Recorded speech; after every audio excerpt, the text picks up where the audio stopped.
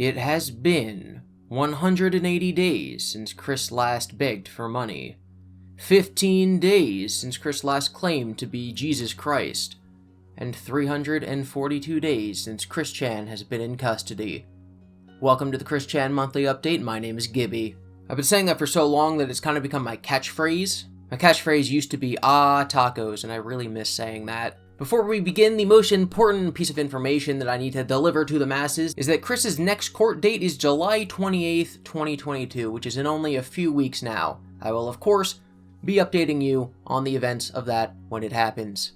But for now, we have some letters to get to. Unlike Kenneth Engelhart, who's been leaking most of Chris's letters, we're only getting summaries from these last couple because they're coming to us from Twitter user Eels and Eggman. Chris has been in correspondence with Eels and Eggman and Helena Forenzia, who is of course the creator of Pikachu, but Helena's letters are being sent to Chris through Eels and Eggman.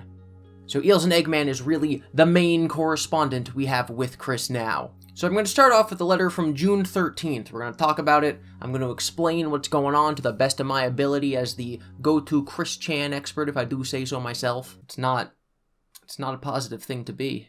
So this summary comes to us from Eels and Eggman, which means it could be totally wrong, it could be fabricated, or it could just be an interpretation of Chris's writing that's incorrect. So take it with a grain of salt. Chris has been writing the date as 2022 with the two that makes the second 20. It looks like this. The 2 makes it so that it's a heart with the last 2 because Chris's whole thing is at the CPU blue heart. So Eels assures us that Chris does in fact still use the backwards 5. I think it means backwards 2. It's backwards 5. Yeah, this whole thing's a typo. Look, this is supposed to be June 13th, 2052. Backwards 5. Either the Quickie has a big typo or Eels and Eggman did. Chris says that soul bonding is just holding hands, or at least that's physically how you do it. Apparently, any cults that think that Jesus was an alien are wrong. Because Chris Chan is, of course, Jesus. And also kind of like an alien, because he's an alien princess from another dimension. No, another galaxy, I'm sorry. And he's Jacob Sockness' sister. Chris learned how to be a goddess partially from Avatar Aang and Korra. Chris agrees that the gods, alongside the goddess Emmanuel, used to be more bloodthirsty, but are now loving, and will not punish mystics or witches, but will leave toxics behind. Apparently, Eels and Eggman also does not understand Hyperdimension Neptunia lore, because he doesn't know who Ray Wrights is, and neither do I, except to know that she is from that franchise. Apparently, pride is not a sin, but arrogance is a sin. Police and politicians are not only arrogant, but also greedy. Therefore, they will be left behind in the rapture. Not all cults are bad, because some cults are the cults that believe in Jesus. Atheists are okay because they found strength within themselves. Helena's mom had to die to make Helena the woman that she is today. Death is hard and sad, but we all have to go through it. What a lovely thing to say, Chris. Thank you very much. I'm sure Helena appreciates that. No, actually, that's extremely uncalled for. I like this one. Demons are having fun, but just you wait. Chris says he knows secrets that only other gods know, but he's not going to dox them, so he's not going to tell us the inner parts of people's hearts. Oh, he's also not going to tell us the names of people who write to him. See, I wish I could read this letter, because Eels and Eggman doesn't understand a lot of it, and it's very likely that I wouldn't either, but I might be able to make sense of things like Dream State 1. Although he does point out that Barb is gone, as in she is no longer in the temple, which is Chris's house. She's no longer at 14 Branchland Court. Is anyone in the house? Are they selling the house? Is Chris going to get to go home to the house?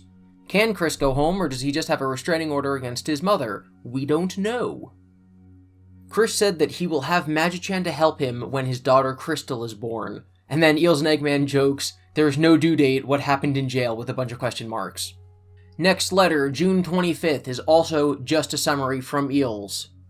Now, the letter that Eels is summarizing is to Helena. So all the stuff Chris is going to say is to Helena, but it's coming to us through the prism of Eels' interpretation. Chris asks future letters to be sent to the Sanachu Temple, so 14 Branchland Court, because Chris is so certain that he's going to be home within a matter of weeks. Chris expresses paranoia that prison guards are messing with his letters and tampering with his mail. He doesn't want Eels and Helena, and potentially others, to waste time, money, and energy with letters being returned to them. Chris mentions new lore about something called Neo-Lives. Chris tries to introduce Helena to somebody called Val, who they think is one of the former members of the Watchmen. Chris cosplays as his father Robert. Does he mean roleplays? He might mean roleplays.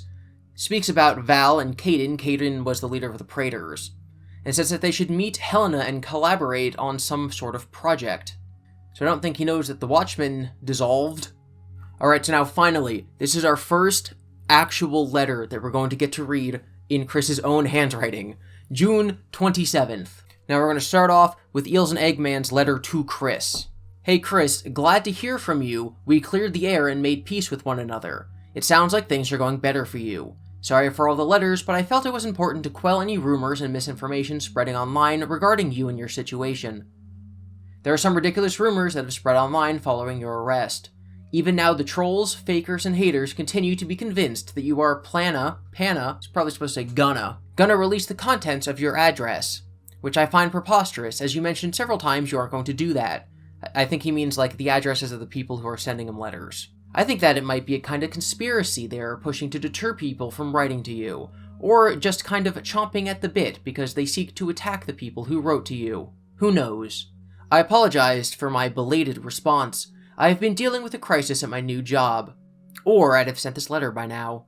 As per your request, the recent letter and script supervision letter has not been shared anywhere online by me or Helena per your instructions.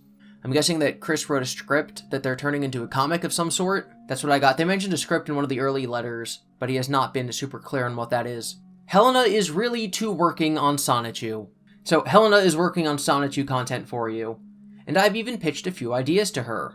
I'm something of a writer, but lack any drawing abilities. I've come up with a few Sonichu fan characters since the merge started. He then lists a bunch of Sonichu OCs and asks for Chris's approval. I'm not going to read them, because I don't care. It's not that I don't care, Eels and Eggman, if you're watching this. It's just that there's way too much detail to go into in this video. Eels then asks a couple other questions that Chris is going to respond to later. You mentioned that you're going home soon. Why do you think/know that? It sounds like with all the continuances, the trial hasn't even started yet, so isn't it technically too early to say? Were you attracted to Bella? A lot of people found her very attractive. That is not true. Until the foot fungus and weird poop things came out about her. That was like the first day. People were making foot fungus Bella jokes, like literally the first day that we discovered her. Did you ever see you and Bella as being more than friends, i.e. a potential sweetheart, or was she just a middleman between you and the suitress? Chris did say in one of his Discord logs that he would have sex with Bella or MKR, because he wanted to have sex with someone, so definitely he was attracted to her to that extent. Whatever that says about her. With the trial approaching, and your confidence it will end favorably for you, I gotta ask, is Bella being called it? That's not how it works. She's gonna have to answer and stand for what she did. That would be a totally different trial. If Bella was gonna get in trouble, she would have her own trial. She would not appear at Chris's. Are Noel, Barb, and Dylan gonna get called to the stand? No. You mentioned in a previous letter that Barb was never questioned by the police. Or they believed something she said that wasn't true or something like that. Can you elaborate?